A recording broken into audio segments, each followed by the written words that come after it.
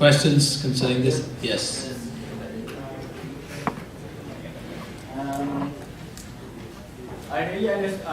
When you talk about colonialism, I was imagining that how Japan invaded us. They teach us like this Dasa Panjapunan, where you have education in Japanese. You have to sing the song of the Japan national anthem. But right now, when you say that internally, that is from the physical point of view. But internally, when you say colonizing, you say one point you gave was mass educating children, giving 500 cable channels. So right now, I think like most of us are being colonized. You have these 500 cable channels, you have this PS3 and stuff like this. So when we are being colonized, we waste too much of time. We are lagging behind. We are not improving ourselves. We are not developing. We are not moving forward. So, in your opinion, let's say if I have a child today, what is the best way to educate my child so that they don't easily be colonized by this stuff around? Very good question. Don't use television as a babysitting tool. When you have a child, even when the child have not started to understand words, read, begin reading to the child. Take turns reading with your spouse, and encourage readings more than half time when he or she watches television, and begin to cultivate the culture of reading itself, so that by the time the child gets to a certain age, he or she can be interested in reading more and more serious stuff. And reading is also introducing oneself not just to read anything, but also to read the classics and also to read books, great books. Now our education system is lacking the idea of reading great books, that we become so shallow in the way whatever that we pursue, we want things to be pursued fast, including also getting your college degree. In Malaysia, it was one time that they want to reduce it to 3 years, and some people wanted to graduate in 2.5 years. A good education system is one that has a very strong foundation in the humanities and also the core curriculum foundation. Without this, whatever that you will become, you will not have a philosophical and social and cultural basis. Less television means that subjecting yourself less to the sound bites and also it is a very powerful colonizing tool. To tell you honestly, I've not watched television for the last 25 years. Really watch, sit down and watch. I guess also some other things. Reading is one, because it's just that my mind cannot stand sitting in front of TV. I keep on thinking and deconstructing and telling myself, what is this happening? Why is this? Why is this news like this? Who controls this news? Who produces this? So it becomes so distracting. So in the end, right. So reading, we must evolve into a reading society. But how can we evolve into a reading society when television is so pervasive? In Malaysia, for example, we talk about Malaysia now because, again, we love our country, we love the people there, we have brothers and sisters and everything, aunts and uncles, nephews and nieces, so rightly so, we want the best for our country. We do not want our country to go down the drain and to go to the dogs. Already, the country is in trouble. I tell you, the seeds of destruction has been planted, and destruction is very, very fast.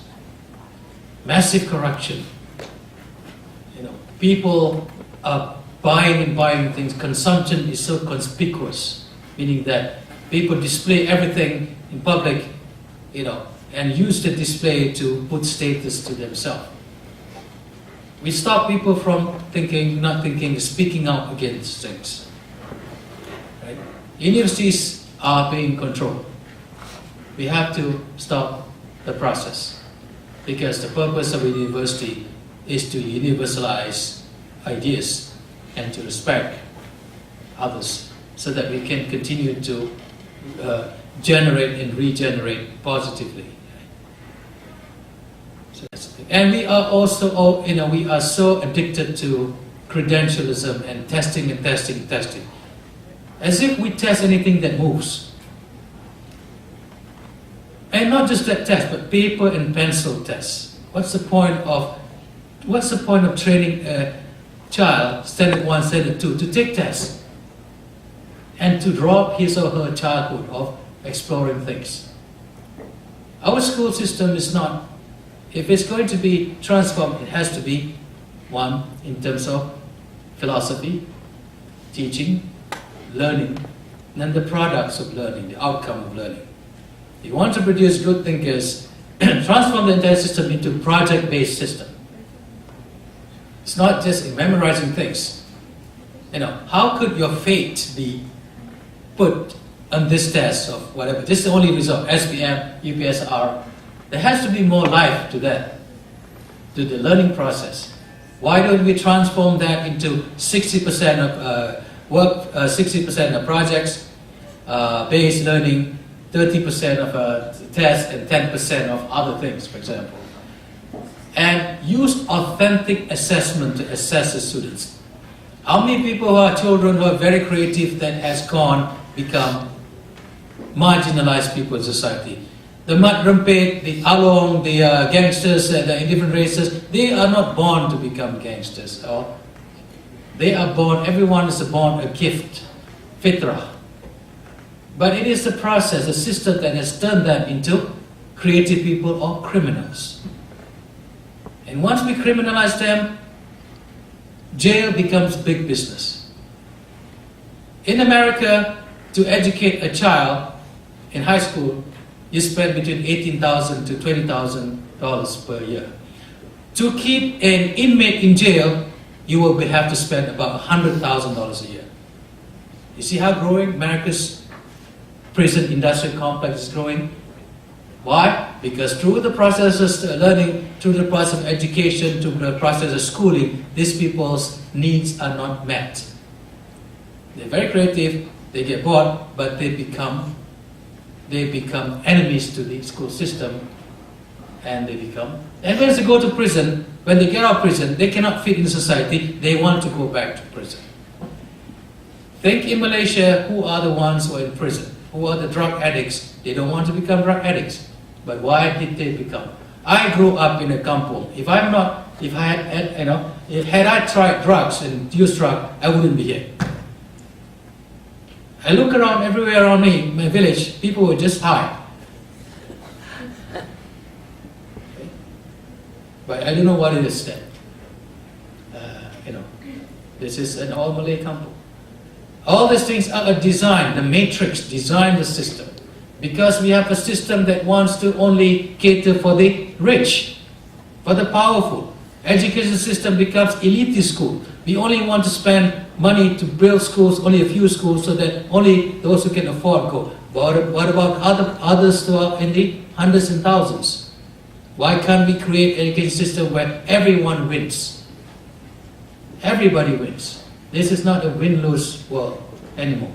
We cannot afford to have, the few people controlling the lives of the many, because ultimately the many will come and rise against the few.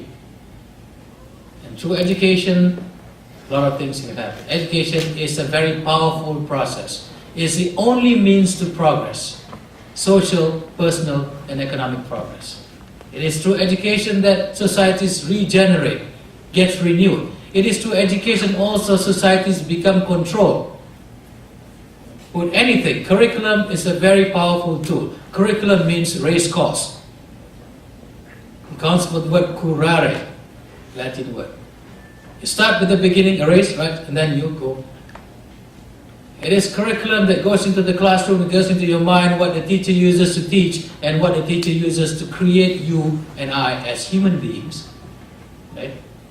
But if the curriculum is so shallow, so racist, so uninspiring, and so textbook-like, then you will create human beings who are uninspiring, racist, and textbook-like.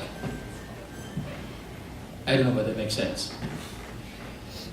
If you take a child and put the child in communist Russia, in Iran, and put a child in California, then you will have three different, right?